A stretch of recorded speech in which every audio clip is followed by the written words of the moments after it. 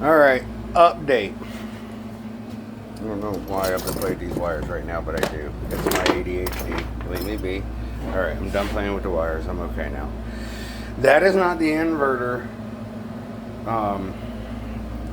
that I'm going to use, that I'm going to hook to the converter.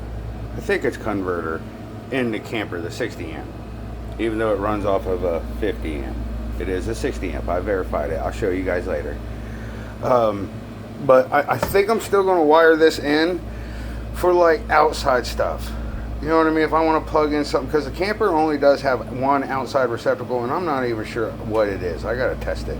I don't know if it's 15 amp. I don't know if it's 20 amp. I don't know. I'm sure there's a book in that thing. I have not looked at it. That's the truth. I have not looked at it. But update, I got my boards cut. So that cubby in there is 23 inches by 6 foot long. And then it has them wires that you saw that kind of go through at the end. And I plan on notching a little area out. But I'm going to run all that in conduit. So I'm not sure if I'm going to notch it out or I'm just going to drill a hole for the conduit. I'm going to wait. Because I got to figure out how to lay. Not that. Don't look at that. I am keeping that battery. That battery is going to go in there and stored. But it's going to go in a Trollen motor battery box. And then I'm going to put a Trollen motor in that same area. So it's going to be all this battery equipment, that charger, that thing, a 5,000 watt. I looked at the inverter that I saved, and it also is a pure sine wave inverter. The inverter that I saved is a 5,000 watt and that. But I cut all my pieces out. That's the far back side that you saw. I'm not putting on anything on like the door side, because none of the equipment's going to go there other than storage. It's just going to be storage. I am going to insulate the door and that back wall and then the inner wall, and then I'm going to put a fan in that's going to go through that. So when I'm laying this out, and I know what kind of fans they are, I'm going to reorder those. I don't know if you guys see them all the way up there, but that's actually 2 individual fans, and they run down. And they're for solar, so their plugins are like right there. And it was like 2 separate ones, but you see, I jackered it together, and it was for a DC, and it goes over here, and then it plugs into the AC. Yes, people, DC fans plugged into the AC. Don't ask me how that's working. We're not questioning things because it's been working like that for almost 2 years. Like, no joke. It's been up there for 2 years. And I can turn them on. Watch. See, look. Click. And they go like hell. Now, I don't run them for very long. See, they do go like hell. Now, I don't run them for very long. It's more just like when I get in here and I feel like these ACs, I leave them running. Like, I leave that one running. And that one used to be in my grow room where I would start all my tomato plants and all my little plants and stuff. So I leave them running. But I put that on to kind of draw the heat out. And then when I feel it kind of getting warm at my toes, because there's an exhaust there for a heater in the winter time. When I start feeling warm on my toes, I kind of just shut it off. So maybe that's why they work so long. But I've cut out that.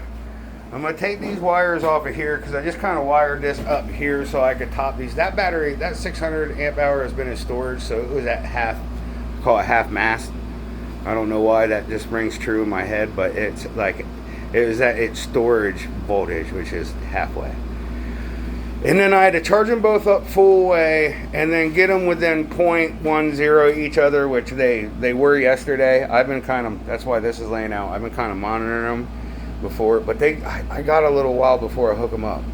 Like, I want to get everything in place, and my bus bars in place, all my fuses. I'm gonna get all that in place, and then I'm gonna go like, and you see my wires are jackery. You know what I mean? These are the right size for that to charge those. I do have the right size for this. I gotta double and triple check what the camper has.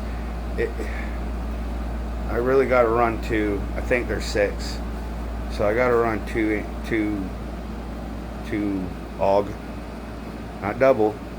I am going to try to, because I have a high voltage alternator in the truck, and we're running from the double battery, and you might have got a glimpse of that in the other white trailer, but we're running from the double battery in the truck down the frame of the truck in double aught